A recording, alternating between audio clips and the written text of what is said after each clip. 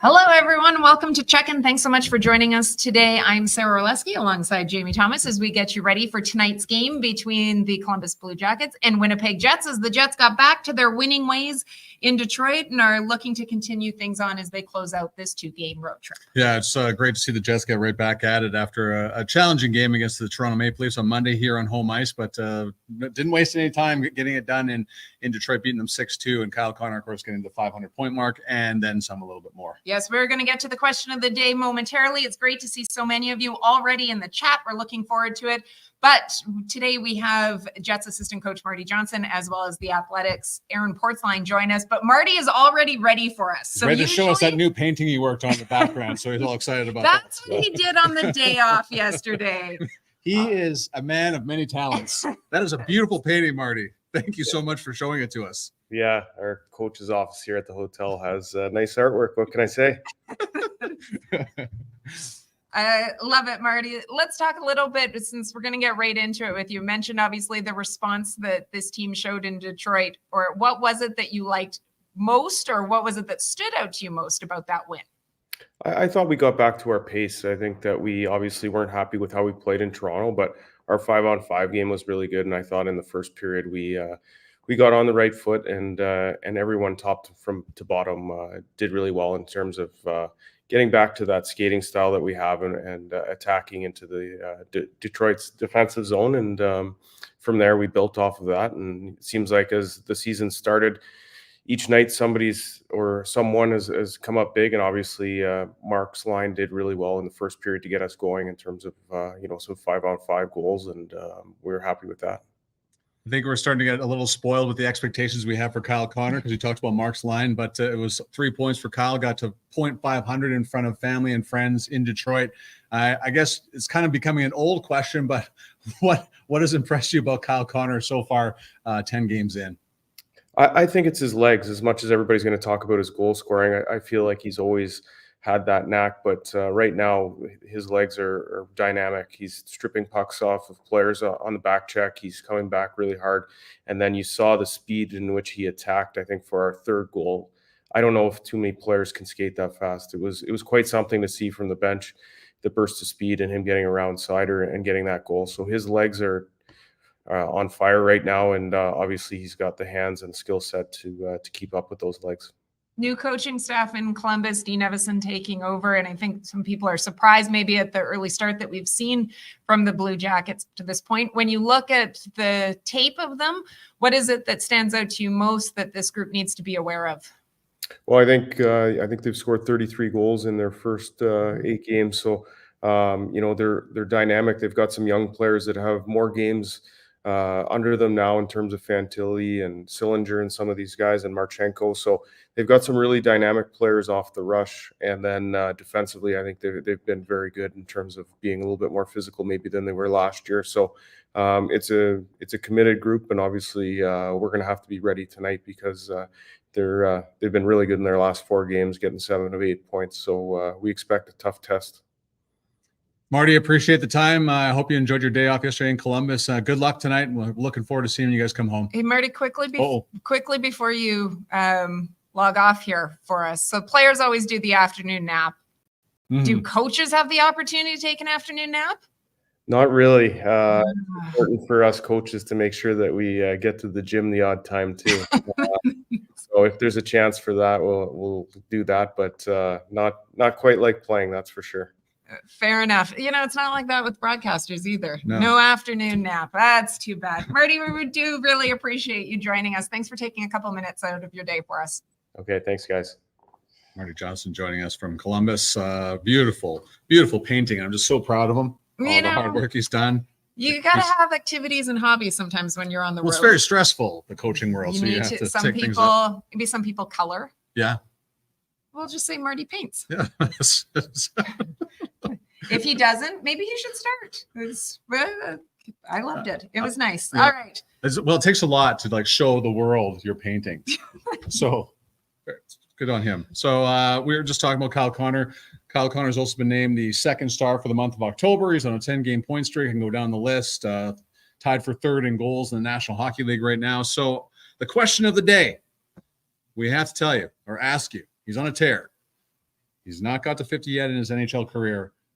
The question of the day is, how many goals do you think Kyle Connor will score this year? And feel free to give reasons, but just give us an idea what you think of what the ceiling is for Kyle Connor, because it just does not look like he can be stopped right now. No, he's doing an incredible job. You know, he's currently on pace, I believe, for 74 goals, 139 points, if I did the math correctly on the calculator, which is always up in the air.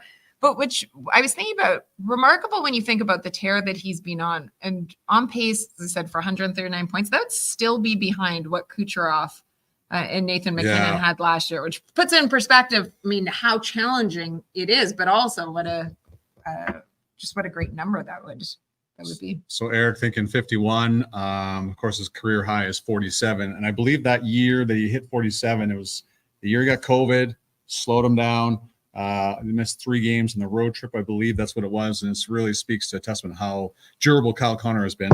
I'm not going to, what as I say that? I don't want to ruin anything on that one. So, Phyllis, so, you know, the key here really is health. And of course, the way he's going right now with Mark Scheifele and Gabe Vilardi, who are just absolutely dominant after a tough game against the Toronto Maple Leafs. So that's another part too, is, you know, the whole team responds, but the top line got a little bit of grief about their 5-on-5 play against the Toronto Maple Leafs on Monday.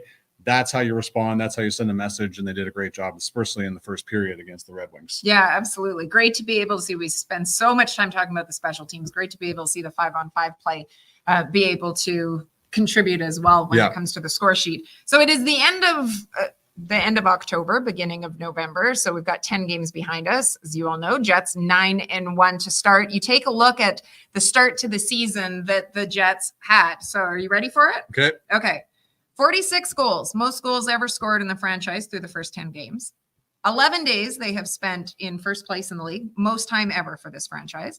They've won their first 5 on the road, also something the franchise hadn't done. No team in the franchise history had done before. Best October in franchise history. And Casey, 10 games, point straight to start a season, which we know is also franchise record. So. But, I mean, do you really want October to end if that is the case? That's the with really. But you know what? November could be just as great. I agree. Hope. Well, you have a 4-game homestand coming up after this game in Columbus tonight, but we'll just stay on Columbus. We'll talk about the homestand coming up a little bit later. Yes, let's quickly. So JT mentioned that yesterday was a day off for the Jets. It was a day off for Columbus as well. When you look at the lines for today, no surprise.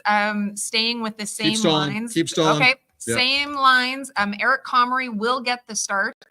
And I believe, based on going through a quick scroll of Twitter, Mike McIntyre, who's on the trip for the Winnipeg Free Press, was speaking to Scott Arniel and asked him about trying to get in some of the players we know that have been sitting for a bit. We know that that's something that Scott has been asked about at various points throughout the season, not wanting players to sit for too long, but they continue to go with the same lineup. As Jamie mentioned, they will be coming home after this game tonight to play their next 4 games at Canada Life Center. And it's a busy November again, but a relatively quiet November in terms of home games, only 5 on the schedule for the Jets. So you want to make sure that you don't miss out on seeing this team when they get back home. Yeah, it's and some great opponents coming up and down the road too, especially with Tampa Bay coming here on Sunday. So a lot of people pretty much weighing in saying 55, 57.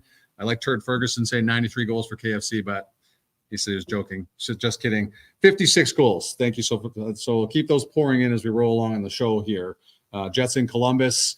Trying to continue their winning ways at 9-1 on top of the Central Division, but they're just, you know, the Central team, the top teams keep winning. I'm talking about Minnesota, breathing over top of their shoulder. Utah is going to be in here this week as well. So interesting week ahead for the Jets.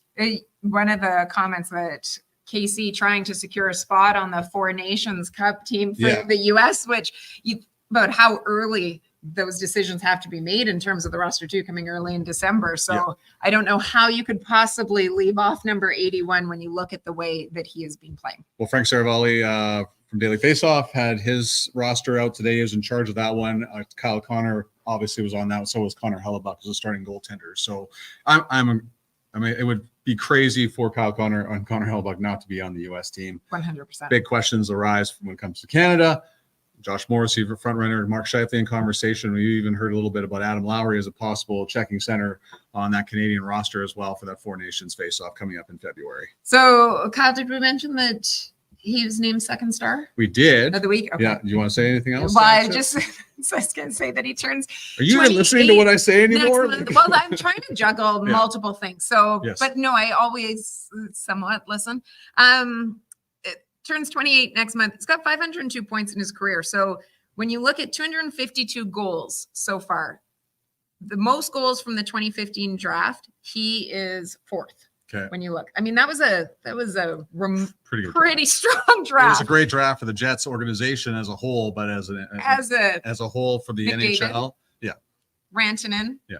and Aho are the three that have scored more goals. They've also played more games, but those are the three that are ahead of Casey in terms of goals scored from that draft class so far. So he continues to roll. He's also the fourth U.S.-born player to start a season with a 10-game point streak. The last ones to do it, Kevin Stevens and Pat LaFontaine in 1992-93. Which you think about some of that firepower that has come out of the U.S. Since that time. Yes. I mean, it's sometimes 1992-93 doesn't seem that long ago to me, but then when you start doing the math, you go, oh, that's right. It was 24 years ago, almost 25 years ago that it was just 2000, never mind. So no Patrick Kane. I mean, Yeah. nobody's done it since then other than Kyle Connor. So incredible start. And you look like last year, he was on almost a very similar start than the injury happened in Anaheim, but I digress. Love to see so many people commenting right now. And they're also, let us know, where are you watching from? I think we've had a bunch of people, whether it be in Winnipeg, but we know Jets fans are all over. And so I know at various points, we have seen people chime in from Netherlands, from Brazil, from the US as well. So wherever you are watching from, thanks so much for watching us. You can catch us at 12:30 Central on almost all game days on Jets X, Facebook, and YouTube. And if you don't have the opportunity to join us, because we know that sometimes it can be challenging given schedules, you can always tune in afterwards and we'll get you set. Like Trace, she's at work. That's where she's tuning in from. Hey, It is lunchtime, so I think you can do those types of things. Fredericton. Oh, we love that too, New Brunswick. That's great. For it. Holy cow, Switzerland. Wow. For it. But Thank you shush, so he much. doesn't know. Oh, I love Okay. this. Okay, let's talk a little bit about, as we wait for, as mentioned, Aaron Portzline is going to be joining us shortly to set up the Columbus Blue Jackets portion. He's been the beat reporter following them for years. But let's Yes. talk a little bit about the job that this Jets defense has done recently and the contributions, I mean, that they've made in front of Connor Hellebuck, but then also on the score sheet. Yeah, they're the top team in the NHL. At least they were on Wednesday after the game against Detroit, the best team in terms of offense from the defense. That is impressive. And I think a big part of that, obviously, is the resurgence of Neil Pionk. He's chipping in often. Had a couple of goals the other night in Detroit. Of course, Josh Morris continues his high-scoring ways. So that was a big point of emphasis when Rick Bowness took over the team, was getting more offense from the defense. They did a great job the first year. Second year kind of dropped off a little bit, but they're right back to their scoring ways. And that's what Scott Arniel is hoping for, that aggressive play coming in, not giving up defense for the sake of offense, but when the opportunity has presented itself, Jets defensemen have done a great job scoring some big goals. Yeah, I think it's 8 goals for them so far. And when you look, NHL has their stats, NHL Edge. And so you can go through about where goals have been scored. And the Jets haven't had a lot of high danger goals, but that mid-range and then long-range goals, which obviously long-range shows you your blue line.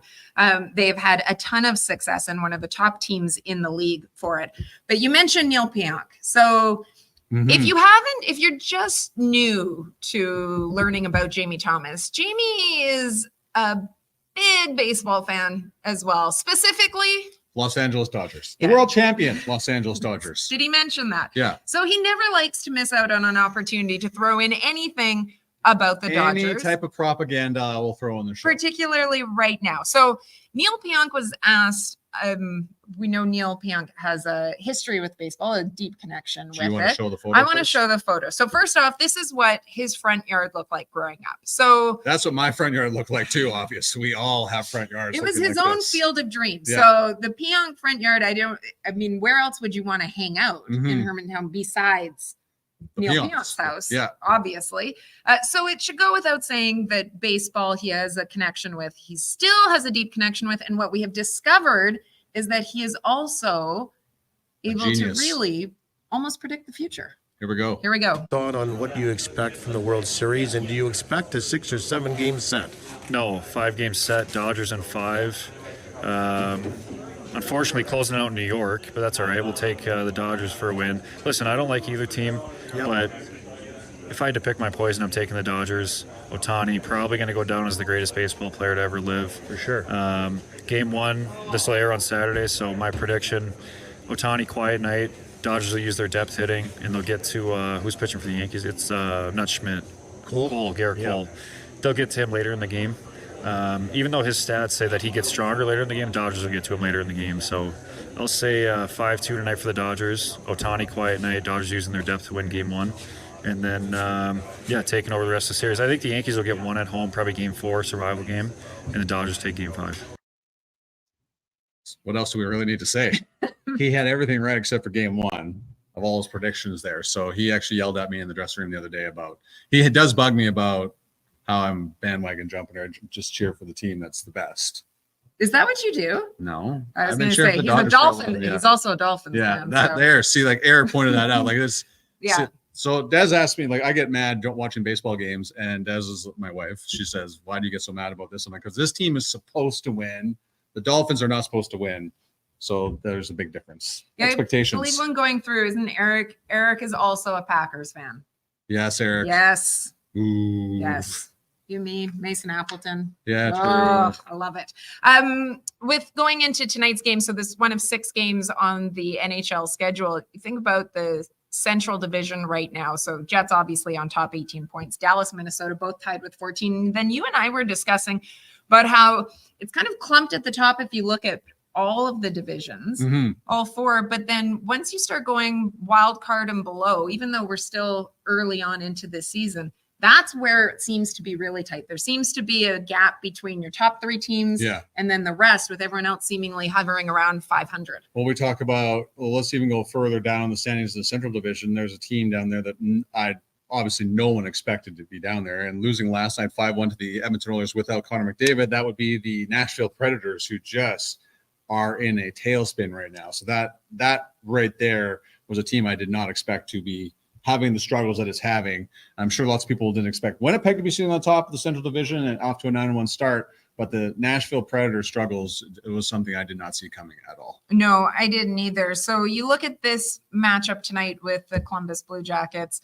It's the first of 2 meetings, obviously, against them. The Blue Jackets right now 5-3-1. They're sitting in that second wild card spot right now in the East, and they've had so many different storylines. Columbus is one of those teams, honest, although obviously not on an evening like tonight, that I always hope turns things around and is able to get into the postseason. That they have that dedicated fan base.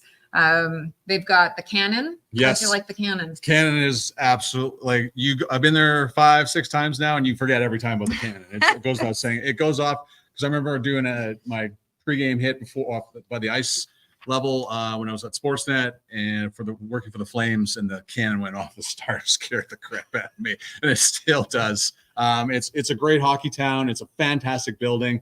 It is truly one of those places that you wish, great things for the organization because of how great the fans are. I remember when Ken Hitchcock was coaching there, he said, first part of the year, Ohio State football just dominates the region. Yeah. So you just wait for the fans to come after that.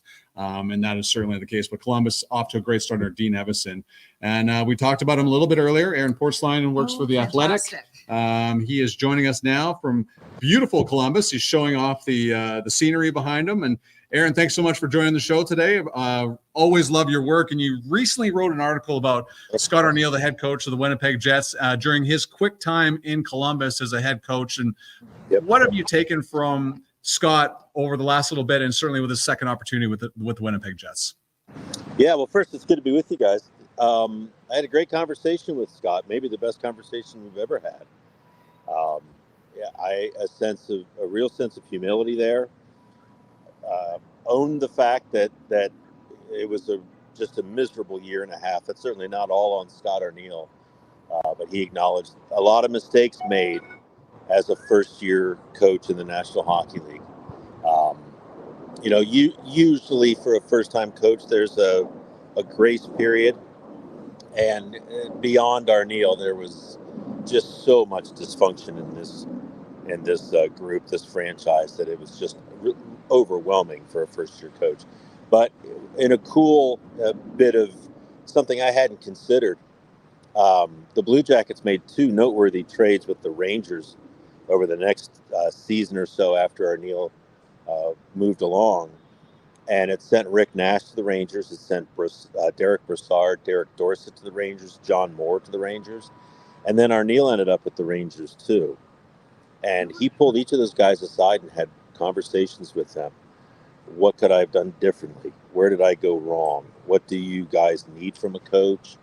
What kind of advice would you offer? Like, that's probably a difficult conversation for a coach to have with some of his former charges.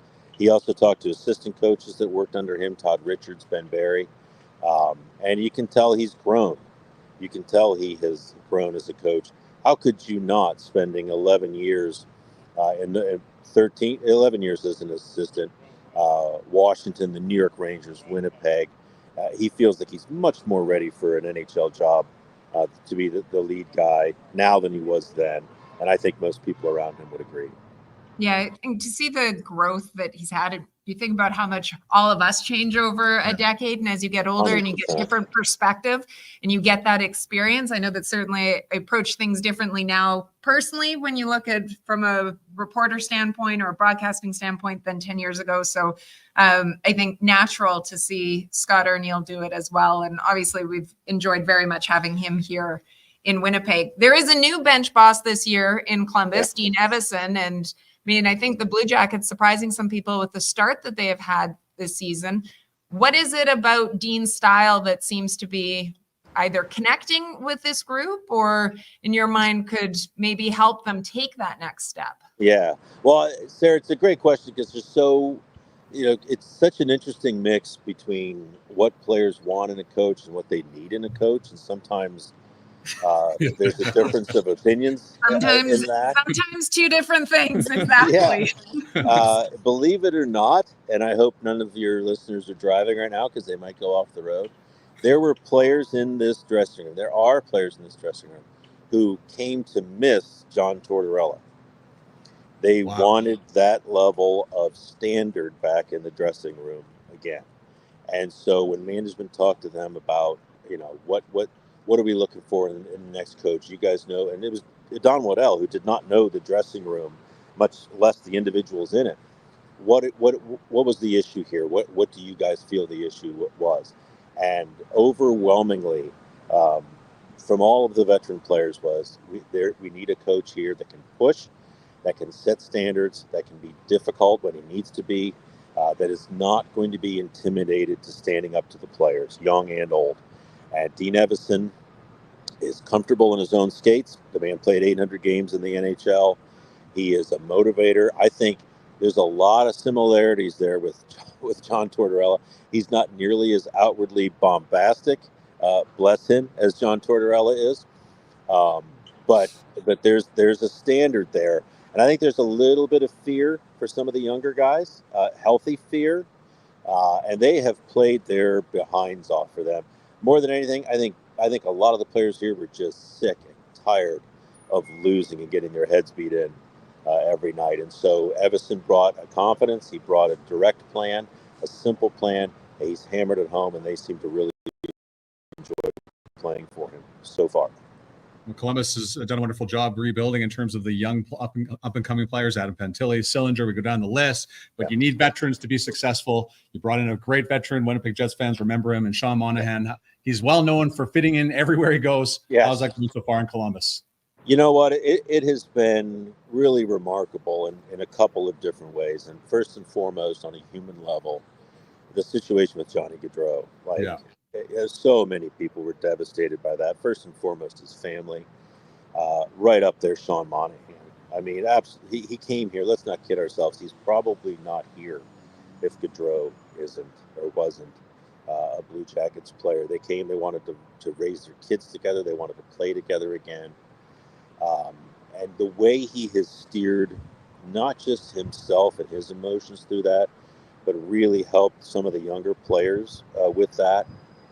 It's been incredible to see. And you know what? We must say that Meredith Gaudreau, in her beautiful, heartbreaking eulogy, included in there some words that really gave this team permission, I say emotional permission, to care about hockey again, to find joy in the rink where it didn't seem like that was going to be possible. And Monahan, to the best of his ability, and has been really successful at that, has really allowed that to occur as well. Now, we talk secondarily about the hockey. He's slotted in wonderfully on that top line. He's allowed their young centers, Adam Fantilli, Cole Sillinger, to really settle into more comfortable roles. Sillinger's on the wing now, but it's kind of the perfect scenario. You would suspect that Fantilli's going to rise up and be the number one center here very soon. When that happens, Monahan becomes a very good second line center. Right now, it's hard to imagine. He deserves a ton of credit for how well it's gone so far. They're 5-3-1, better than most people would have expected. And Sean Monahan is a significant part of that. Aaron, great stuff as always. But one question before I let you go: how big is that Penn State Ohio State game tomorrow? Well, in my world, it's happening. I'm on the Ohio State campus near the medical center here, so yes, people are. I'm guessing barely able to work right now in anticipation.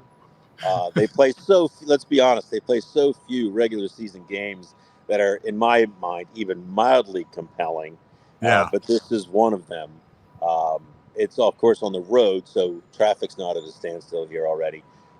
But yes, this portion, especially this portion of Columbus, is absolutely transfixed in anticipation.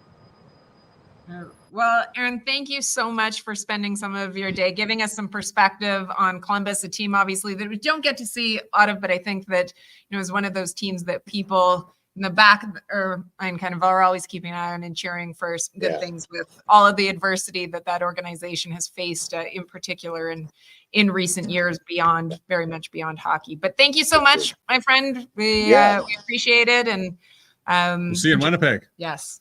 Yeah, I look forward to it. Thanks for having me, guys. Appreciate it. Thanks so much, Fritzy. And as Jamie mentioned off the top of that interview with Aaron, that he just finished doing a piece on Scott Arniel's time on the Athletic.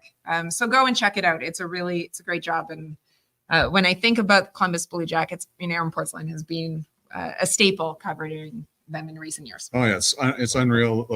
Like he's been there since the very beginning. I work with Doug McLean at Sportsnet. Those two butted heads, but it's interesting to hear players like John Tortorella, because all we get is that his act wears out thin, but he gets a lot out of it. Sometimes what was it? What you need and what you want? Yeah. Two different things. That's a whole nother show about what sometimes the coach is having to come down with.